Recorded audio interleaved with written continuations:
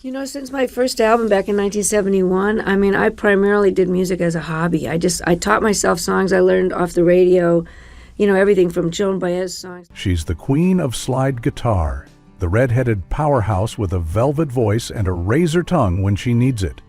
Bonnie Raitt has spent decades earning respect in a male-dominated world, not with drama, but with dignity.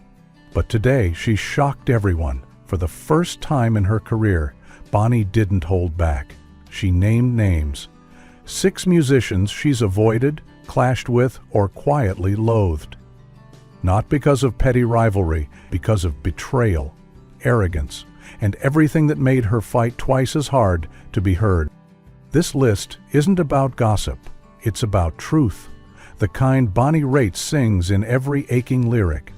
And each of these names carries a story she never wanted to tell, until now.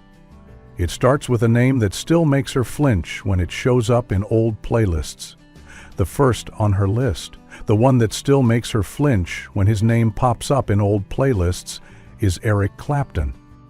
Once seen as a peer, maybe even a kindred spirit in blues, Clapton quickly became the first great disappointment. In the 70s, Bonnie admired his playing, his phrasing, his raw edge. He was fire on a fretboard, untamed and brilliant. But behind the licks and legend there was something else, something colder. Behind closed doors, he didn't just ignore her, he diminished her. He made sure she knew where he thought she belonged, second tier, background noise. A woman with a guitar, not a guitar god. He talked over her in interviews, hijacked conversations on stage, dismissed her input like it was a distraction. There was a moment, a casual cruelty, that never left her. He told a mutual friend she was too polite to be real blues. It wasn't just insulting, it was erasing. As if pain needed to scream to be real. As if heartbreak had to come from a man to matter. It didn't end with words. Clapton's attitude left a stain on every room they shared. Bonnie would enter with her signature grace and leave with her dignity intact but bruised. And slowly, she stopped showing up altogether. Not out of fear, out of choice. They haven't spoken in over 20 years. And if Bonnie has her way, they never will again. Because some walls aren't worth climbing, and some legends are better left unplayed. But Clapton wasn't the only one who underestimated her. Another name came with even more bitterness because they started as collaborators. The next musician she couldn't keep off the list, especially after a failed attempt at camaraderie, is John Mayer. When Mayer entered the blues scene, Bonnie was intrigued.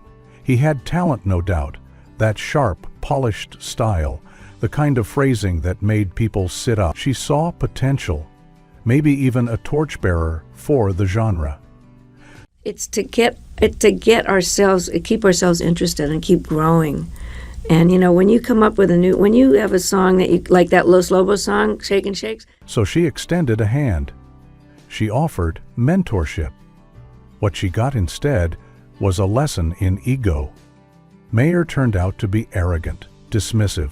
He acted like the stage was his kingdom and everyone else merely guests. He seemed more concerned with being worshipped than being authentic. Bonnie saw it up close when she invited him to join her on stage during a festival set. What was meant to be a shared moment became a hijacking. He took the spotlight, soloed endlessly, ignored her signals to wrap it up, and when the crowd clapped for the band's cohesion, he vanished without a word. No thanks, no acknowledgement. The next morning, he told Rolling Stone the set dragged. That wasn't just disrespect, it was betrayal. She had opened a door, and he slammed it behind him. That was the last invitation he ever got. For Bonnie, it wasn't just about professionalism, it was about grace. The grace of knowing when to lead and when to listen. And Mayer, he never listened. From that moment, the disappointment hardened into distance, the kind that never mends. Then there's one she used to admire from afar, only to be disillusioned in person, Don Henley. Sharp suits, sharper words. Henley walked like he owned every venue and talked like he owned the people in it. Bonnie had respected his work with the Eagles. How could she not? The harmonies, the lyrics, the cool detachment. But offstage, that detachment turned into something colder. They shared a few benefit gigs in the late 80s. Bonnie came ready to collaborate, Henley came ready to command. He cut her off mid-sentence during rehearsals, dismissed her musical ideas with a smirk, and once leaned in with a half-smile and said, "You should smile more on stage. It softens you." Bonnie froze. Not because she was shocked. She'd heard things like that before. But because it came from someone she'd once considered a peer. And she knew with absolute certainty that he would never have said that to Springsteen, or Petty, or Clapton. It wasn't just the words. It was the way he looked past her, like she didn't matter. The way his compliments came wrapped in condescension. It was subtle, but it stung deeper than a shout. That kind of dismissal isn't loud, but it echoes. She left that tour feeling bruised in places no one could see, and she carried that memory like a splinter, not fatal, but impossible to forget. After Henley, the next name hurt in a different way, because he wasn't just rude, he used her. The next one brought a different kind of wound, one of betrayal and manipulation. That was Ted Nugent. Their paths crossed during a charity tour in the early 90s. Bonnie had been promised a neutral, cause-focused event, an evening of music that transcended politics. She signed on with hope, with heart. But what she stepped into was a circus.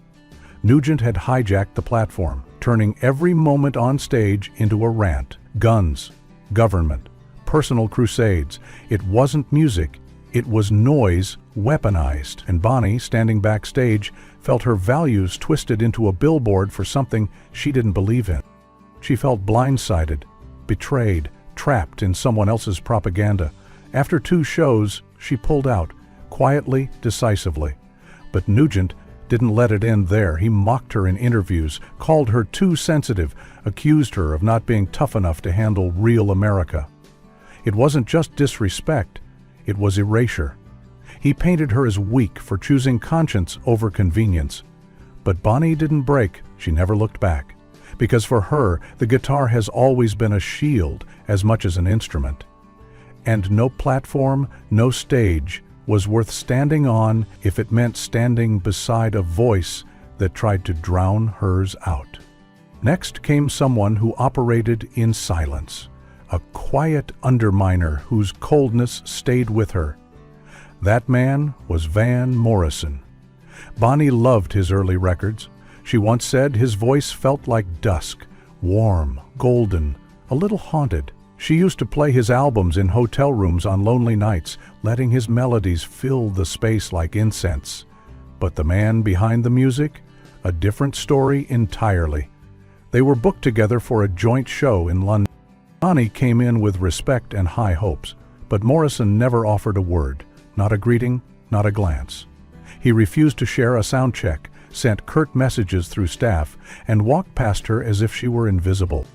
Then, as if to drive the knife deeper, he told her manager she was fine for the opening act. As if all her years, her acclaim, her mastery meant nothing. Bonnie didn't raise her voice. She didn't retaliate in words.